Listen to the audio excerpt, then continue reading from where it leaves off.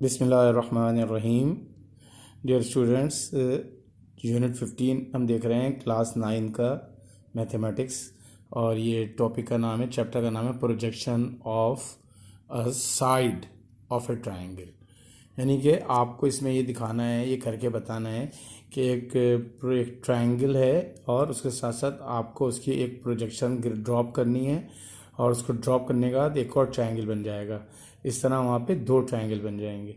ठीक है, तो अब आगे उसको हम क्वेश्चन देखते हैं कि किस तरह का हमें क्वेश्चन गिवन है। ये देखें, हमारे पास ये सवाल आ रहा है, एक्सरसाइज है 15.1, और क्वेश्चन बड़ा इम्पोर्टेंट, बड़ा गौर से देखने वाली बात है इसमें। ठीक है ना, देखें, लिखा हुआ है कि find the length of A B.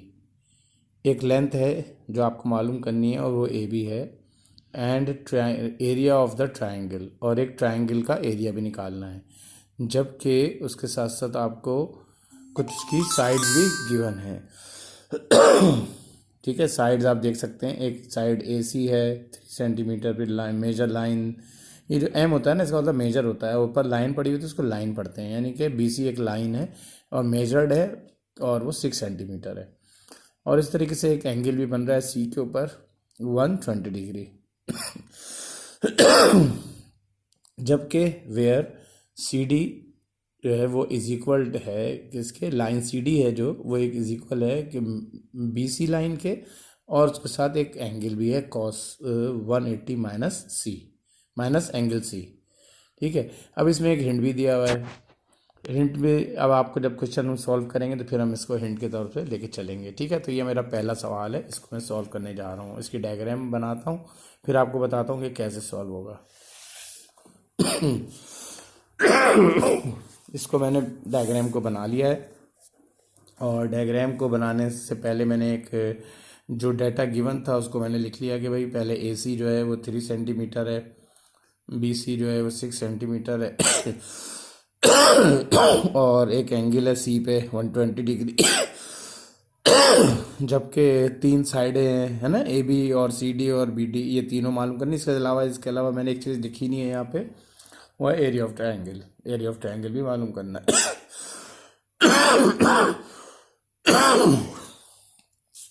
तो अब यहाँ पे हमने एक ट्रायंगल ड्रॉ किया, और इस ट्रायंगल के अंदर आप देखें कि एक ट्रायंगल सबसे पहले मैंने बनाया ए बी सी, एक ट्रायंगल बनाना है।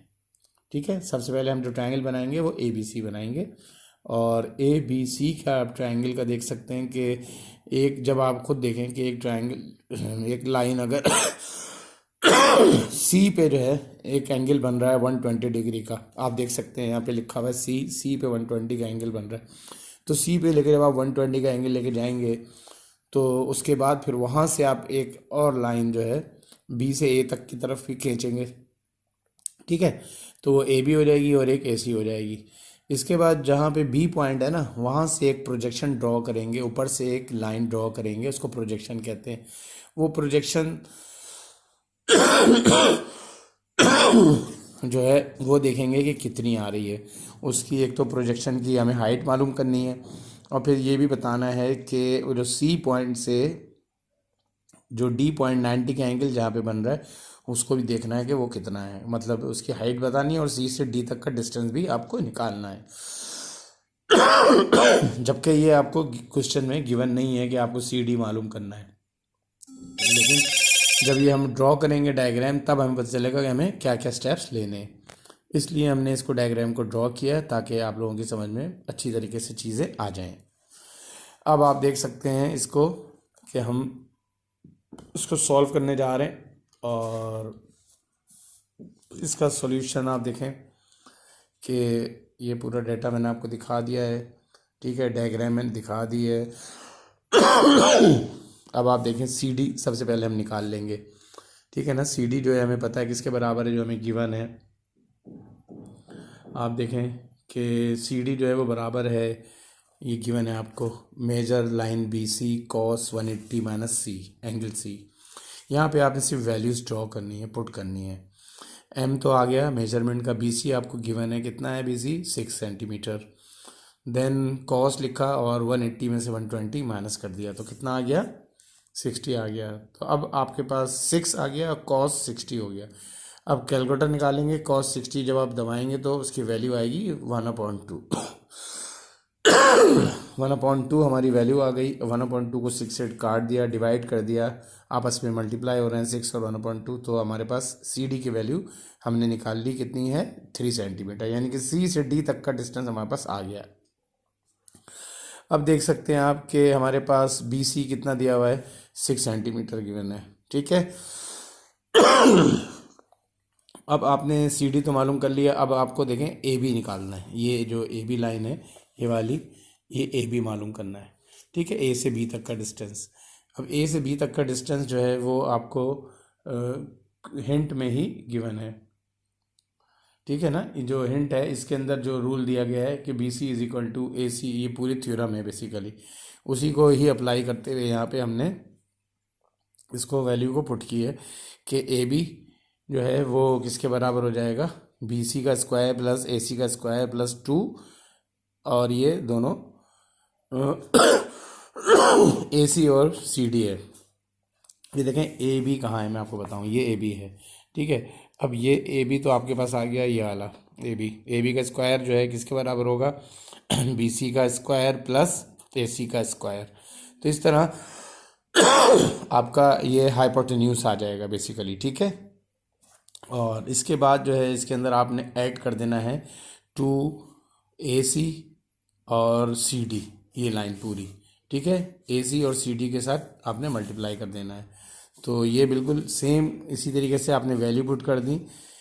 BC का 6 है, 6 का स्क्वायर हो गया, फिर 3 का स्क्वायर हो गया, फिर 2 ऐसे ही आ गया, 3 और 3 जो हमने अभी मालूम करें, ये दोनों वैल्यू इसके अंदर आ जाएंगी। अब इसको आप सिंपल मल्टीप्लाई कर दें तो कितना हो जाएगा, 6 का स्क्वायर 36 प्लस 9 प्लस 18, और यहाँ हमारे पास आ गया ए बी का square is equal to 63 centimetre. अब आपको ए बी का स्क्वायर आ गया, लेकिन हमें तो ए बी मालूम करना था, तो हम taking root on both side लेके इसको स्क्वायर को कैंसिल आउट करेंगे। तो इस तरह हमारा ये कैंसिल आउट होगा, तो खाली हमारे पास क्या बचेगा, ए बी, और 63 का जब हम रूट निकालेंगे तो 3 3 9 3 27 होता है। तो यानी कि 3 जो है रूट के अंदर 2 दफ़ा आ रहा है और एक 7 बच रहा है, तो आपको पता है पेयर बन के बाहर आ जाएगा 3। इस तरह हमारे पास C 3√7 जो है हमारा सेंटीमीटर में इसका आंसर हो जाएगा। तो इस तरह हमने अभी सिर्फ 2 ही चीज़ें निकाली हैं। आपने देखा है CD भी मालूम कर लिया, AB भी मालूम कर लिया, लेकिन अभी तो हमारे और भी चीज़ें मालूम करनी है, BD मालूम करना है। तो अब आप देख सकते हैं यहाँ मालूम करने के लिए ये फार्मूला आपने अप्लाई करना है, वही हाइपोटेन्यूज वाला पाइथागोरस थ्योरम।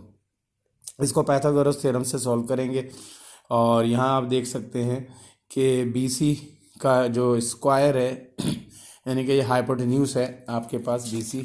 अब देखें यहाँ पे जो BC है ना, इस वाले ट्रायंगल के लिहाज से ये BC जो है ये हाइपोटेन्यूज बन गया है। ठीक है,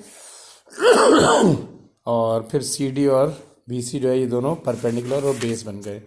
तो यहाँ पे भी हमने इन दोनों को ही परपेंडिकुलर बेस और हाइपोटेन्यूज का फॉर्मूला लगाते हुए इसमें आपने देखा कि CD गिवन है, BD की वैल्यू हमने मालूम कर ली। 36 का स्क्वायर हो गया इज इक्वल टू BD ऐसे ही रहा क्योंकि वैल्यू गिवन नहीं थी, और 9 आ गया उसकी जगह 3 का स्क्वायर 9 हो गया। अब 9 को जब आप एक तरफ से दूसरी साइड पे शिफ्ट करेंगे तो साइन चेंज हो जाएगी, 36 माइनस 9, और यहाँ पे BD का स्क्वायर। अब यहाँ हम रूट ले लेंगे, और रूट लेने से हमारा BD का स्क्वायर से कट जाएगा और 27 के ऊपर रूट लग जाएगा। ठीक है, और फिर 27 आपको पता है 3 मल्टीप्लाई बाय 3 फिर मल्टीप्लाई बाय 3, यानी कि 3 टाइम्स 3 मल्टीप्लाई हो रहा है। तो एक 3 रूट में रह गया और एक 3 पेयर बन के बाहर आ गया। इस तरीके से हमारा एक आखिरी मतलब ये पोर्शन भी कवर हो गया, BD भी हमने मालूम कर लिया।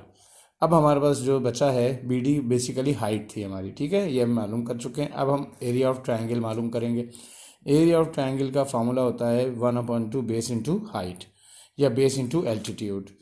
तो अभी हमने जो निकाला था यहाँ पे बेस 1/2 है, और बेस जो है हमारी कितनी है यहाँ पे 3 थी, और हाइट जो है या एल्टीट्यूड हमारा BD है वो है 3√3।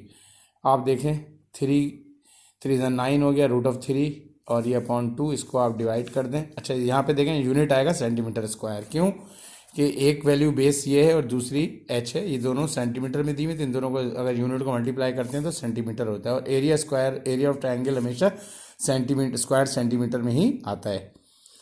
तो इसको आपने वैल्यू को काटा है 9/2 को, ये 4.5 हो गया। फिर अपना रूट की वैल्यू निकाली, तो इस तरह हमारे पास 7.79 स्क्वायर सेंटीमीटर स्क्वायर हो गया। अब आप इसको राउंड ऑफ भी कर सकते हैं, तो ये 7.8 सेंटीमीटर या स्क्वायर सेंटीमीटर इसका आंसर हो गया है। तो अब ये एक क्वेश्चन मैंने आपको करवा दिया है, और इसके बाद मैं एक सवाल और करवाता हूँ अभी आपको इसी के साथ साथ। अब आप देखें, इसका दूसरा पार्ट भी देख सकते हैं।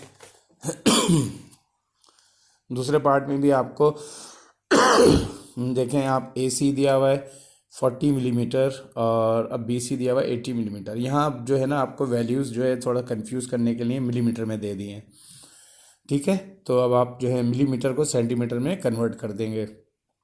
आपको पता है कि 1 सेंटीमीटर में 10 मिलीमीटर होते हैं। तो इस तरह फिर एंगल C दिया हुआ है वही हमारा 120, ऊपर वाले क्वेश्चन की तरह ही है बिल्कुल, इसके अंदर भी कोई ज़रा सा भी चेंज नहीं है, सिर्फ वैल्यूज़ चेंज हैं और कुछ भी नहीं है, ठीक है। तो आप देख सकते हैं हिंट के तौर पे भी आप देखें, सेम वही कुछ लिखा हुआ है जो ऊपर वाले में दिया हुआ है, बिल्कुल एक जैसा क्वेश्चन है।